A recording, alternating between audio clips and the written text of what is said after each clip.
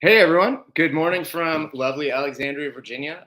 For the second show in a row, I am back home at LogTech Live headquarters. I've got a growling, barking dog right next to me, so apologies if she is interrupting with uh, my sound today. But you know, the work from home thing. This we all juggle this every day. Super glad you could join us today. I have a great guest. Had a chance to meet him just a few weeks ago and knew I wanted to have him on the show. So super glad he can join us. I'll tell you all about him in a bit, and obviously we will have a great discussion about the company he founded and what it means to trucking. But first, I have a whole bunch of stuff to talk about. There you go. Come on, girl. All right. We are now in the stretch run. It's September 1st. The conference is this month, Inland Distribution Conference. I've been talking about it for weeks. This is the premier trucking, intermodal, drayage show in North America, right? This most substantive, most value-driven show. It's led by my colleagues Ari Ash and Bill Cassidy, who are the preeminent journalists in that space. I just ran some numbers earlier this week. I think we have 33 sessions. We're now nearing 100 different speakers. We have all the Class 1 railroads, companies like Schneider, Werner, JB Hunt, Echo. The list goes on and on, right? Obviously, 100 speakers. We have all the names that you want to hear from, including a whole bunch of shippers. I think 16 or 17 at last count are on panels, not to mention a whole bunch of other shippers in the audience, obviously in attendance. So really hope to see you there. As I've said before, will be leading a whole bunch of technology-focused sessions, including ones on process automation, deeper automation and what it means to truckload brokerage, especially TMS and pricing technology. So lots of cool stuff for me to dig into. But just in general, like literally everywhere you turn, amazing people, amazing speakers, amazing discussions. So highly encourage you. There's still plenty of time to register and get a hotel room. It's in downtown Chicago. It's right on the water. It's amazing. Okay, end of my marketing spiel right there. In about a month after that, I will be in a very different place. I'll be in Abu Dhabi for the IAPH World Ports Conference. Also, the best conference of its kind in the world. Again, I'll be leading. I've lost track of how many sessions I'm leading there around digitization of port activity. Really cool. Go to the site. The program is amazing. Also, all the biggest ports in the world, all of their key stakeholders will be there. And I'll be leading a whole bunch of cool technology discussions there as well. So one more thing on the conference front to highlight, TPM registration opened last month. Later today, we are actually coming out with the first iteration of the program, which is going to be sweeping. We have so many new elements this year, including TPM Tech is now sort of part of integrated with the larger TPM program. So we're not making people stay 9 whole days in Long Beach. I know people love TPM Tech as its own thing, but I think it's going to be even stronger sort of within the broader TPM footprint. TPM Academy, TPM Cold Chain, a whole bunch of other cool new wrinkles we're adding. This thing just keeps getting bigger and better every year. So if you haven't registered, highly encourage you to register, get a hotel. That's always the trick in Long Beach. First week of March is finding a hotel room somewhere close to the conference. So really would love to see you there. So please, obviously I'll be leading a whole bunch of sessions there as well. All right, so let's move quickly to news of the week. Just a few stories to highlight. And I'm going to highlight a couple from my colleagues. So Peter Tershwell, who, as many of you know, or maybe you don't, but he's sort of leads the Journal of Commerce business. Just exactly a month ago, he relocated to Singapore. So he's had an amazing chance to talk to a lot of supply chain officers, a lot of logistics directors who are based in APAC, get sort of the origin side of the story a little bit more. And he put out a column yesterday that really touches on sort of this idea that nearshoring and reshoring is happening en masse, which there's definitely data showing now, I think for the first time, that there is some incremental movement on reshoring to Mexico, to the US, to locations outside of China. But he's also finding some shippers who are saying, look, we may have gone a little too far too fast on that front, and some of those other regions just weren't as capable as we were hoping they would be initially. Like maybe they will be at some point, but some of that sourcing is retrenching back to China, even given the tariffs, even given the geopolitical tensions between the U.S. and China right now. So there's just something to be said about this logistics infrastructure machine that's been built over the past 3 decades in China. That's hard to get around. And obviously is something we've talked about before. Even if you are reshoring, even if you are moving sourcing to, say, Southeast Asia or South Asia, what you find a lot of times is components are for those manufacturing facilities are still coming from China. So it's really hard to escape the China kind of pull on global supply chains. So really interesting column. Highly encourage you to read that. So moving on to the next one. This is a story I did earlier this week that looked at some data that S&P Global pulled around global market share based on our peers data, customs manifest data. Very interesting year for the NVO market. They've gone from a couple years of super heady business where literally a lot of NVOs were having to turn down new business to serve existing customers because their own capacity was being sort of constrained by the shipping lines. It's totally flipped, over the last 12 months to the point where now NVOs are having to make this hard decisions about, do I chase market share? Can I preserve enough margin to chase market share? Or do I say, look, it's some of this business that I'm pursuing is just not worth pursuing. It's much better for me to have a set of customers at a margin that I'm comfortable with, and then ride this out and grow going into the next sort of upward part of the cycle. Sort of this existential, always there kind of decision in front of NVOs. So we explored that through the prism of data that we have about who the top 25 NVOs on the Trans-Pacific trade are, the eastbound Trans-Pacific trade are. One interesting note, it's right in the start of the story, only 4 of the top 25 were able to grow volume over the first 7 months of 23.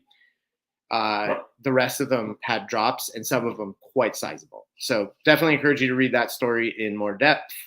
The last story I wanted to highlight, and this is a long-running thing that we've talked about a lot, is D&D and legislation and regulation and rulemaking around D&D at U.S. ports.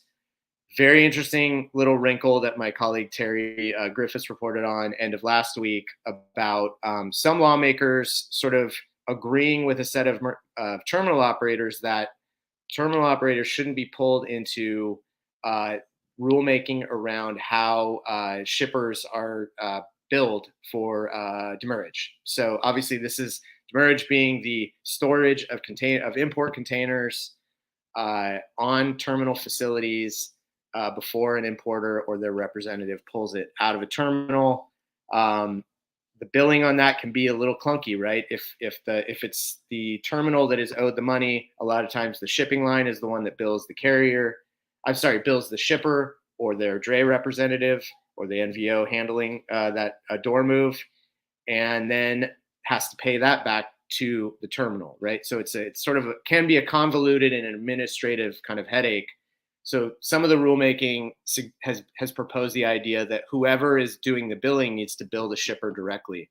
Terminal operators have argued against that. Their point is we don't have a direct contractual relationship with the shipper. You need to let the two parties that actually have the contractual relationship deal with late fees, and then we will claw back that money from the party that we have the contract with which is the container line.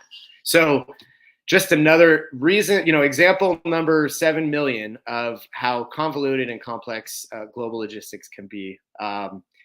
But today we're going to talk a little bit more about domestic logistics. And I'm super delighted to bring on my guest right now. It's Ryan Rogers, CEO of a company called TextLocate. And as I said, Ryan, we just met a few weeks ago. You tapped me on the shoulder, I think, on LinkedIn, and we had a chat. And I was like, wow, this is fascinating. And we'll get into one of the interesting wrinkles about that first conversation, because I was still in India at that time when we first talked. But welcome to the show. So glad you could be here. Yeah, thank you for having me. And I remember we did a little location search request over in India too. So that It was was cool. pretty cool. So yeah, I mean the name of your company sort of hints at what you do, but literally, Ryan, it was probably 10 o'clock at night or something like that in Delhi where I'm at, and Ryan did a quick little demo of his system for me and instantly pulled up what pretending that I was a trucker, instantly pulled up my location, and I'm like, oh wow, that's pretty cool. That was like zero point 0.2 seconds. Um, so we will get into that because I think that quick little demo of what you did really sort of resonated with me. But first, let's take a few steps back. What can you give people sort of your background? You have an extensive background in the freight business. Take us through all those twists and turns. Yeah, absolutely. I'm like many people out there. I don't know that I didn't necessarily go to school to become logistics or be in transportation, but grew up in Chattanooga, Tennessee. Here now, that's home base for us and for myself. And really, I was working on my master's degree here locally. I ended up in a financial analyst role with U.S. Express, fresh out of school. I was like, hey, let's give this a shot and figure out, kind of how does this look? How does it work? Things like that. And then lo and behold, I ended up at US Express for 16 years, loved it. The financial side, the background there, the banking side, and then worked with Craig Fuller there with Max and that team, and very big mentors for me, and Ray Harlan, the CFO, and just really brought me through. And so since they were publicly traded, I was able to experience a lot of opportunity there and growth as US Express was continuing to grow. But ended up staying there and transitioned in running their brokerage operations as well for a few years. And then from there, had a little bit of non-compete, a little bit change in the cycle, and transitioned out and did some stuff with some other founders in the startup community, around compliance and some of the new apps and things like that. And then I was like, okay, it's time to get back into the real world. Went to work for Amazon and ran truckload procurement for North America on the Amazon side. So kind of roles reversed. I was on the asset side. Now I'm on the customer and the shipper side, having conversations with the large trucking companies obviously like Knight and Schneider and US Express and Covenant and all those guys. Spent some time there around the procurement side, which was actually during a very transformational stage as Amazon was bringing the Relay product to market. A lot of fun, super great opportunity. And then was approached by Covenant Transportation to join their team as chief transformation officer. They were going through a big transition. They were typically traditionally a one-way carrier with mostly teams, and they were like, hey, we want to transition, continue that service and expand into the more the managed trans. So there I was involved in tech acquisitions and M&A type stuff, and we acquired Landair, which was the beginning stages of really what Covenant has become, expanded into today. And then there was a gentleman that retired, and I ran the truckload brokerage operation there as well. And we grew it pretty extensive. And then COVID hit, some leadership changes there. So Ryan's kind of transitioned out again, saying, okay, what do I want to do next? And I feel like I've done a lot to grow several businesses in the past for others. And I was like, I've got this really good idea, or I thought it was a good idea, like anybody. And I'm like, I really want to take this to market. So I got paired up with a few young guys that were engineer side, and they really kind of wanted to take it to the next level. We talked about it. We put something together that was very, very not pretty at all, but it worked. And we were like, okay, if we can take this into an MVP, then we'll launch the business. So that's kind of the background. So 24 years in the industry, all from all different areas of the business. Yeah, it's amazing how many different careers you can have within a career, even at different companies, right? Yeah, I mean, I actually, it's funny. I was just doing the math, and this week will be 20 years for me reporting on logistics. So, luckily, I think my youngest employee at the office is a little more than 24. So thankfully, I'm not. My career in logistics isn't older than, but I'm sure that'll happen sooner or later. Oh yeah, for sure, definitely, yeah. Well, super interesting. So you talked a second ago about this idea and trying to bring it to fruition. How did this idea sort of formulate with you? Like, where can you recall a point where it? Well, so maybe, and you can answer this together. How did it come about? And then what is? I mean, I think people are probably wondering what exactly you do. So. So the idea came about really just over years and years and years of things in the industry and the market conditions. But prior to around COVID timeframe, I just saw some opportunity there. Like for example, what we do is we do location services, communication, image capture, all directly with the driver. They never have to download an app. So when we brought this to market, the reason that I felt like there was the need there, which we've now been able to validate, is that drivers want an alternative method than just communicate via apps. So what I would see is brokers on the floor making phone calls. They wouldn't download the apps, or they would download it and then turn it off. And they were, it was constantly, well, my track and trace team, how am I going to get updates from them? They're trying to make calls that go unanswered, because when I started in the industry, again, I hate to say it out loud, 20 years ago, 20 plus, drivers liked getting a phone call because they were on the road. It was pretty lonely, and knew it, talking and having conversational activities. I mean, even back when payphones and all that kind of situation. And then, of course, as technology has advanced, that's not the case today. They don't need another person to talk to. They've got Snapchat, they got Facebook, they got FaceTime, they've got, all the, texting and all that. They can be very connected with their friends and their family, and they don't value the same need for phone call. And there's a lot of spam, and things have changed. I mean, so many times you or I get phone calls.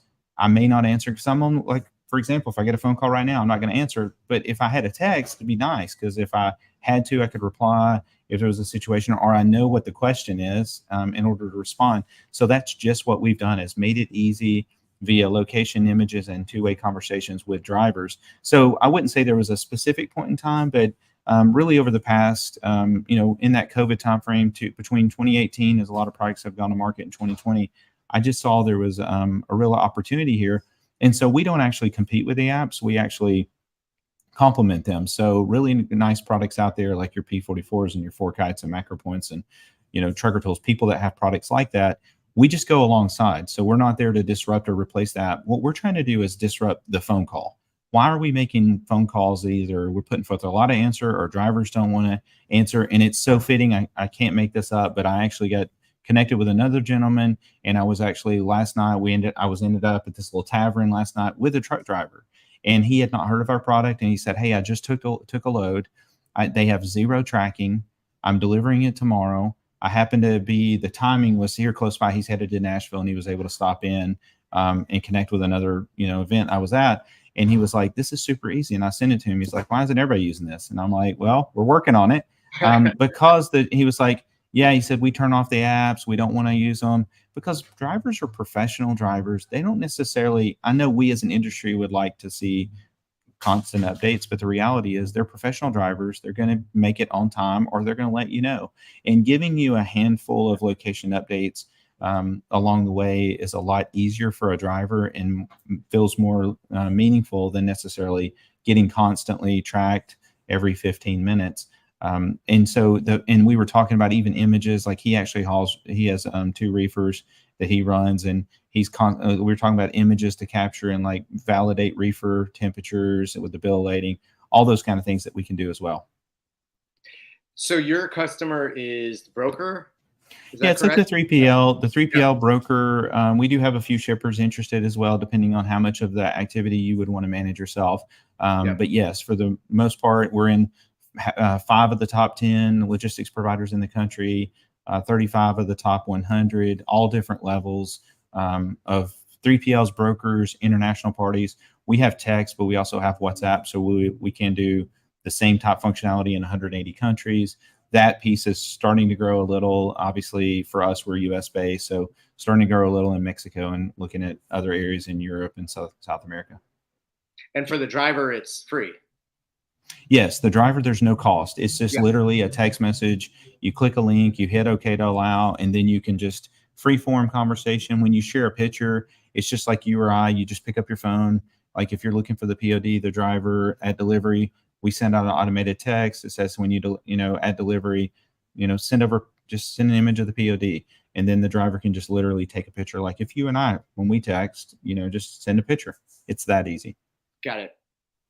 Cool. And then obviously on the broker or your user side, they're probably interacting with the desktop kind of portal. Yeah. Or there's a mobile app, I assume, too, that they could communicate. If it's WhatsApp, it would have to be that, right? So Yeah, well, right now we don't have any mobile apps, so everything is. So think of us as kind of like I use the analogy a lot of times, like we're kind of like Slack for drivers. So if Right. you send Slack messages back and forth, well, here, like for example, I've got my desktop, monitor here. I've got my laptop monitor here. I've got my keyboard, my notepad, my phone's here. Drivers don't have access to that, so we are doing everything through the Chrome browser, and then it sends a message to the driver where they want the experience, and that's their handheld device and their phone. As And a, think as of a it also text like a, message or a WhatsApp message. yeah, and then they reply back, and then it pops up on your computer. So like you're keying with your keyboard, they're responding with their mobile device. Now we do have full APIs, so you can automate all of that. You don't even have to go to our dashboard with Into a your TMS system. or whatever system you Yeah, want to update. Yeah. and Okay. then just automate exactly when you want to make location requests and scheduling and all of those pieces. But drivers like it because you're approaching them there. And the other thing that I talk about a lot around the driver side is it kind of creates a workflow. So think of us like a lot of times we leave our emails unread, to go back. Well, they can now leave their text message unread, or they can just leave it sitting there. So you could have something as simple as, hey, they picked up a reefer load, let's say. So you could have something as simple as 2 hours after pickup, just shoot a driver a text and have it automatically where it just says, hey, when you get at your next safe stop, take it when you get, take a picture of the reefer temperature and share.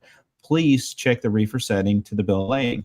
Like something like that is so simple to fire over via text versus if you call a driver, that's great. They have good intentions, but they may be like you or I, like all of a sudden they get two more calls or they get distracted and they don't think about it. And 2 hours later, they forget where that message kind of works like a cue for them. Like a system of record almost for them. Yeah. Interesting. Yeah. Okay. Couple different things I wanted to explore with you. So our first conversation, and you've touched on it already around apps. How do you think? I mean, you've been in this industry and as you said, a million roles. How do you think we evolved to a situation where everyone thought they could develop their own app, whether it's a visibility provider or a broker, what have you, where they thought they could develop their own app that a trucker would be okay, like using? Like, was there ever a thought like, oh wait, actually most truckers need to be connected to 20 brokers or 50 brokers and a load board and 3 TMSs, and like, I mean, was there ever any thought, or did this all sort of develop independently because everyone thought they could build a better mousetrap? I think it's very much independent, and I think it's great. I mean, the technology, the first 10 years of my career, the technology didn't really evolve or change too dramatically.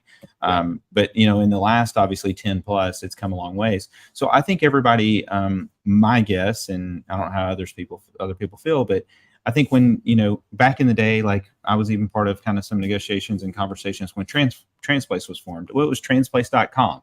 That was the rage there for a while. Just do .com and it gets attention. We're all internet based now and all this kind of stuff. And I think when the apps came along, it's like, oh, we have a website, so now we need to have an app and we need to create the experience there, which I think has been very good for most people. But I do think there's the app fatigue and there is the challenge. No different than you or I. I've got X number of apps on my phone, way more than I probably need, and I'm kind of OCD, so I'm trying to clean them up anyways. But the reality is, I don't download many new apps. No different than I probably don't go to a whole lot of new websites. I'm kind of hitting whether it's my personal banking, whether it's my work banking thing or my email with Google or whatever. I'm only going to certain locations. And I think people have now said, hey, I don't want to use as many apps. And I do think there was great intentions around bringing really, really good products. But I think the challenge was that how do you create the one to many? And I don't know with independency, I don't know, could you have an app that's called like a load board and it connect to all of them? I don't know. I don't know if that's the case. Nobody's done that that I have seen as far as an app on the device. Or can you create an app that links up multiple freight brokers as far as getting freight or not? Because I was actually I really got in this discussion. His name was Ernesto, and I was talking to him about this and asking him and prodding him, and he basically, it sounds like the most of the time he kind of gets out the laptop and he pops it up. He starts looking for loads wherever he is to get to his next location or wherever he wants to, eventually be. So a lot of times he kind of goes to the same places that he's always been. So that's a really good question. And I think right now it's people are kind of finding what they like best, and I think they stick with it.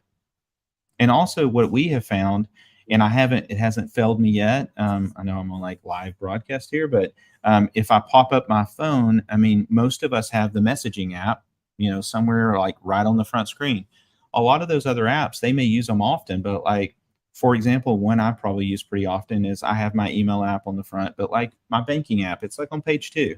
So if you think of some of these other ones, you may get the alerts, but what's on the front of the screen, and that's where text messages And sit maybe right a there. swipe and 3 clicks to get into the actual app before you've even logged in. Right. And then do you have facial recognition to log in and all that? Yes, and did All you that forget your password? All those kind all of that things. friction, right? Yeah, that's a very interesting thing to compare, kind of like our app usage to like what a driver might be preferring, and how you sort of retrench to those 3 or 4 that you get the most utility out of. And also, on the app versus sort of app, like, does everybody need an app?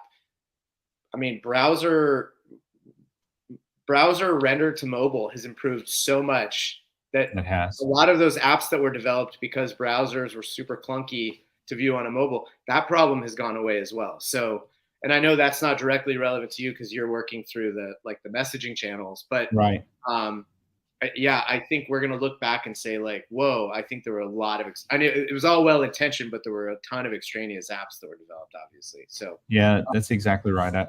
I would agree. Even though a lot of that, I mean, apps, I mean, they're really good products. It's just about sure, yeah, absolutely. how many you can use and how many But make sense for you. distribution, though, that's the problem, right? You can build Right. a great product, but if people aren't using it, it's not in their hands.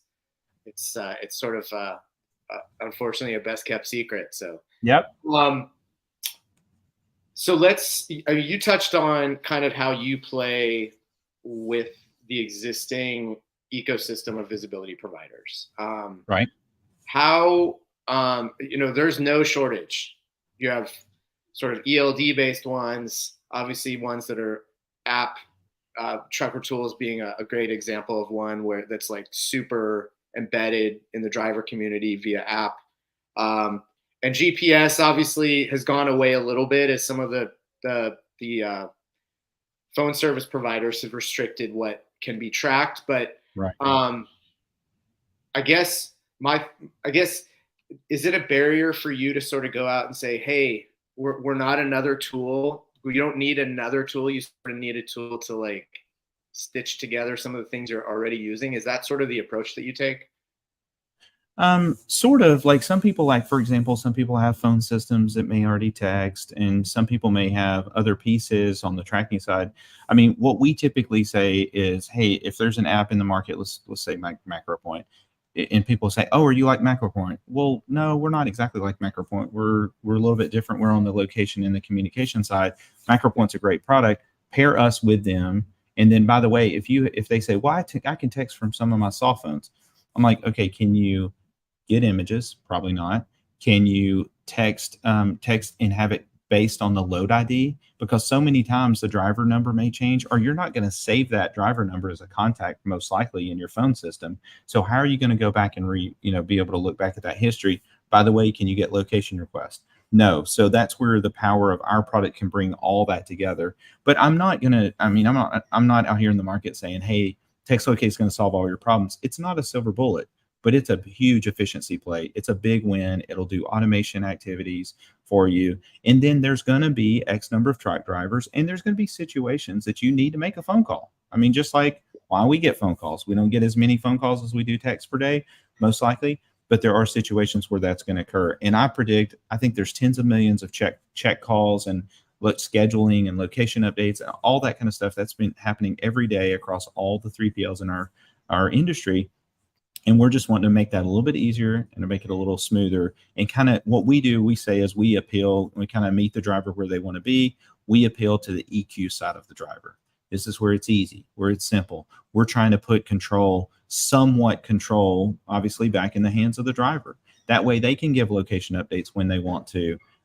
They can give images and share those information and just make their job easier. They have a really hard job. It's very tough. In one area that I really like, when I started this one area that I know I'm not going to be able to do this as a highly big audacious goal. But if you look at like driver's time, how cool would it be for things like our product and others to complement that can actually just make it easier for the driver? Too many times a shipper has a schedule change, and that schedule change doesn't come over electronically. It ends up being sent over via like an email. It gets to a broker. A broker's busy, and that person that's handling the customer side eventually sends that email or puts it in the system, has to alert somebody on the carrier side. Carrier person has to either, if they're not already covering freight, which they probably are, or if they've left to go to lunch, they send that information, finally send it to the driver, or they probably call them, is most likely what happens. So they're calling the driver, trying to give them information over the phone. It's not written, whether or not they remember to write or which doors or things to go. But how about if it's a schedule change that literally they find out when they're rolling into the location and it's a 4-hour delay, but 20 minutes ago they just passed a Flying J, a Pilot, a Love's, and they could have stopped and gotten fuel, taken a shower, gotten something to eat. Now they're stuck in the back of a shipping facility with no amenities, waiting it out. And that happens probably happened while we just talked about this. It's happening all day long where the communication doesn't get to the driver. So I'm always like, how can we, I'm not saying that the shipper, as soon as the shipper makes that decision, whether it's to a carrier or to a broker or whomever it is, how do we let the driver know at the same time so they can adjust their day? It'll help hours of service, helps their, it's going to help their lifestyle. Yeah, so more of a planning tool than a reactionary tool. Yes, everything that we're doing is trying to be proactive, not reactive. Like, for example, check calls themselves. If you've worked in the industry for a long time, you're like, hey, I've got a team that's making 600 check calls a day. Well, we don't really care. I mean, this sounds weird, but we don't care about the check calls. What we care about is getting through all the good ones, the 550 that are fine, so that we know good.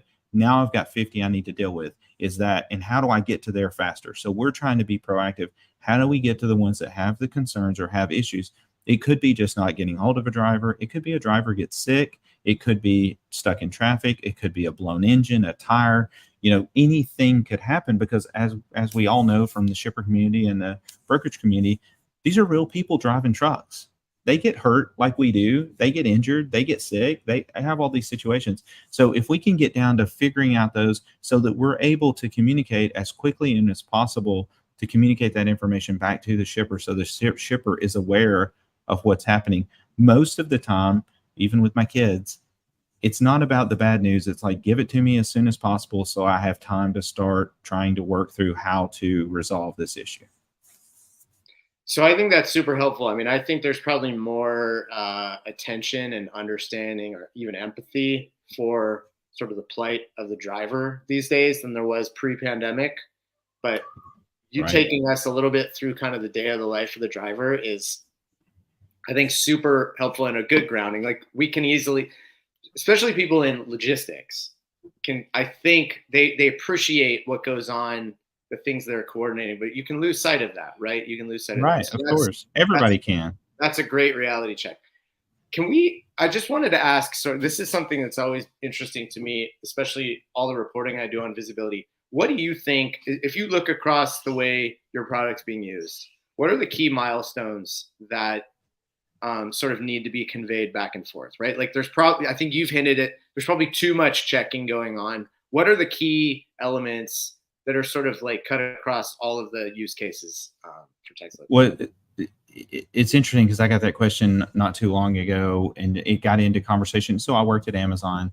Amazon was one, obviously, pushing these like very constant updates, and people are like, how come I can't get updates just like I get from Amazon, from the transportation industry? Obviously, if you're in it, we know it. It's a very fragmented industry. There's a lot of different connections with equipment and technology and all those kind of things there, and you have a lot of small carriers as well. So having kind of connecting all that, no different than a lot of contractors. How do you connect a lot of people?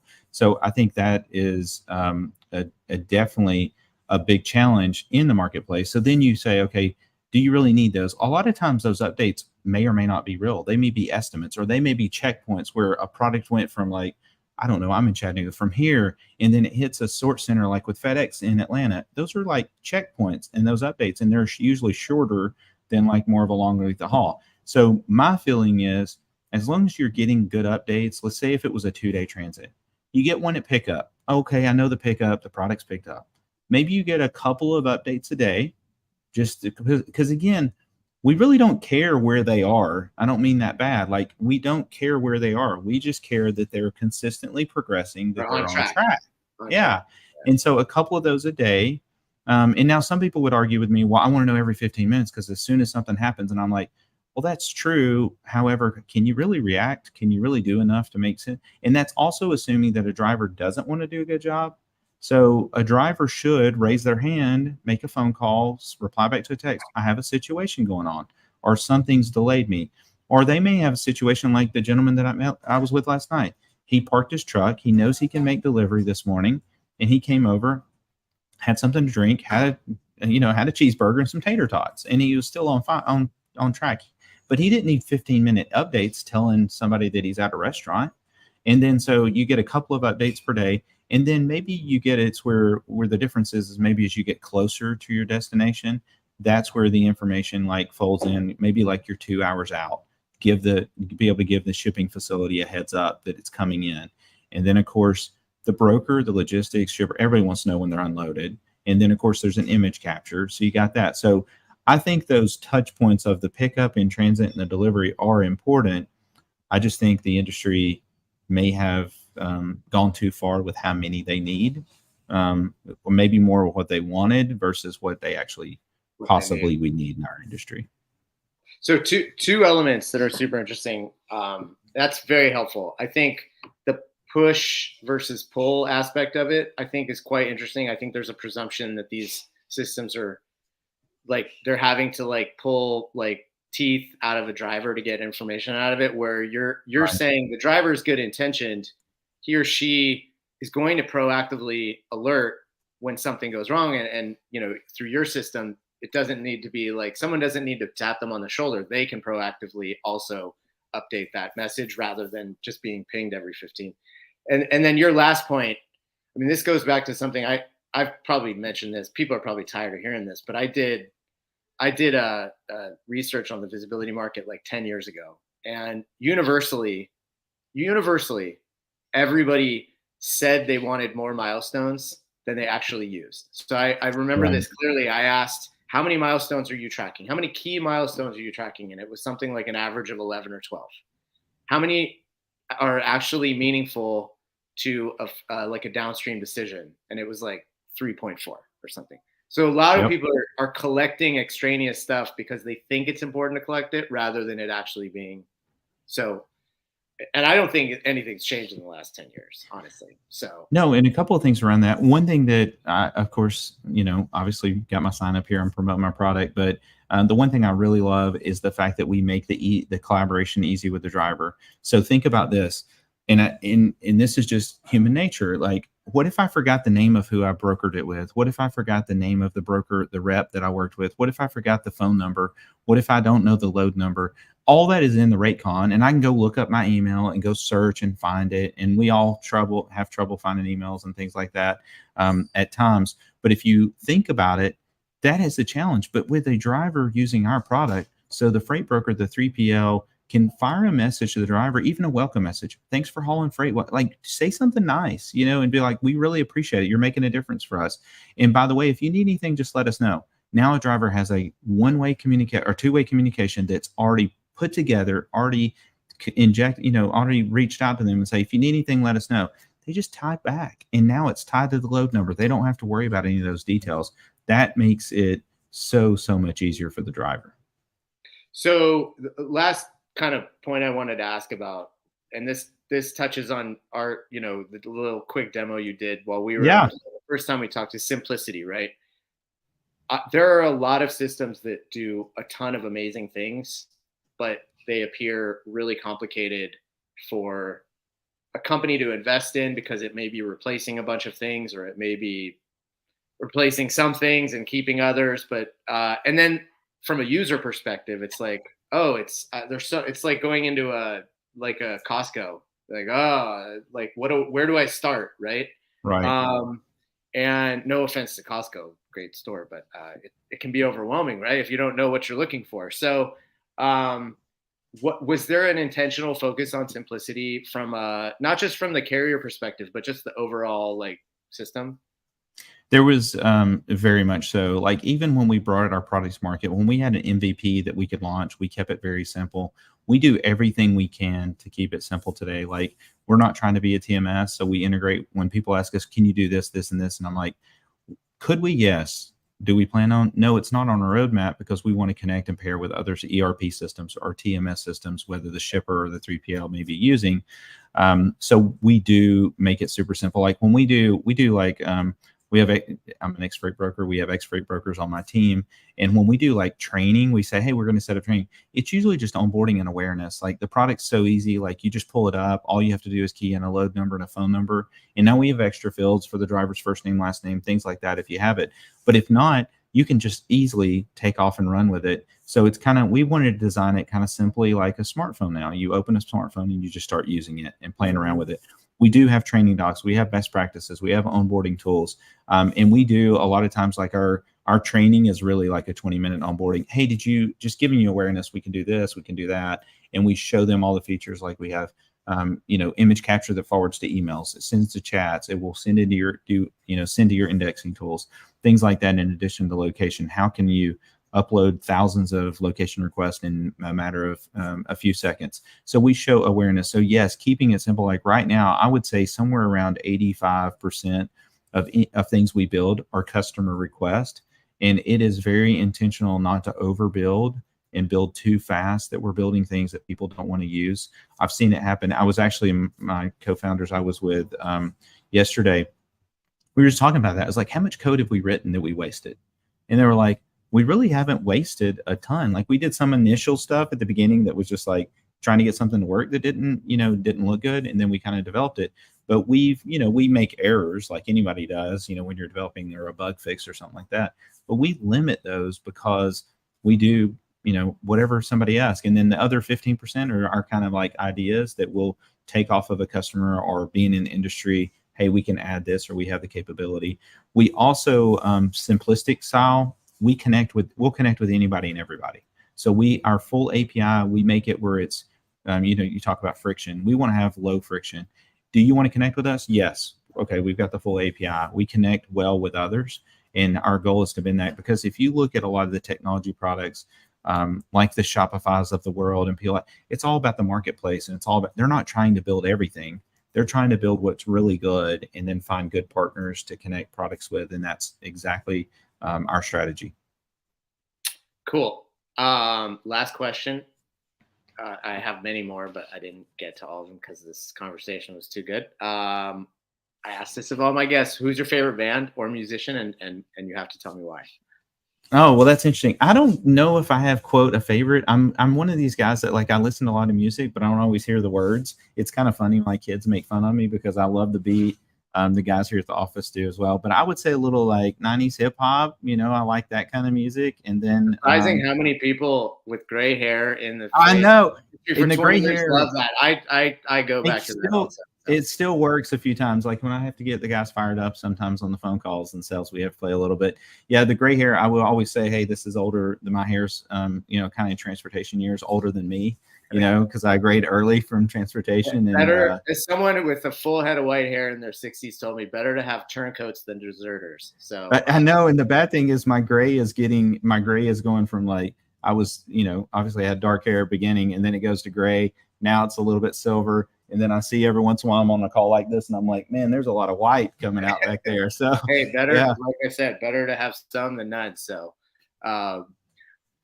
right. Awesome discussion. Thank you, Benita. Thank you, Gregory. Thank you, Shah, for your comments. Great questions as well. This was fantastic. Where can people reach out to you or TextLocate? We're kind of all over social media. So if you go to LinkedIn, hit just TextLocate, it pops up there. You can get a hold of us there. Our website's again, if you look at our website, don't make fun of it. It's meant to be simple. TextLocate.com. If you want to email me direct, it's ryan@textlocate.com. I literally put my personal cell phone. I don't have two. I have one cell phone. I put it number on LinkedIn. So please feel free to reach out to us anytime. We'd love to set up a demo, how personalized for you, to show you how the product works. And if there's opportunities to integrate with others, we would love to do that as well. Cool. Well, thanks, Ryan. I really appreciate it. Fascinating stuff you're working on, and great to have you on the show. Yeah, thanks for having me on. I appreciate it. We'll talk soon. Bye-bye.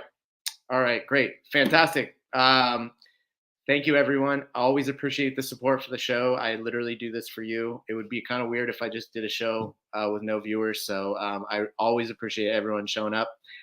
Thank you to Ryan. Thank you. I haven't mentioned this in a while. Thank you to Nicole, the world's best show producer.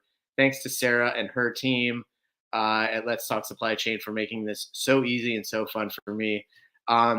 See you at Inland, hopefully in less than a month. See you at IAPH in Abu Dhabi in hopefully 2 months. Remember to register for TPM. Hotels are going fast. But before we go, dad joke of the week time. So I had to do a trucking-oriented one. What's the benefit of a truck spilling antihistamines all over the highway?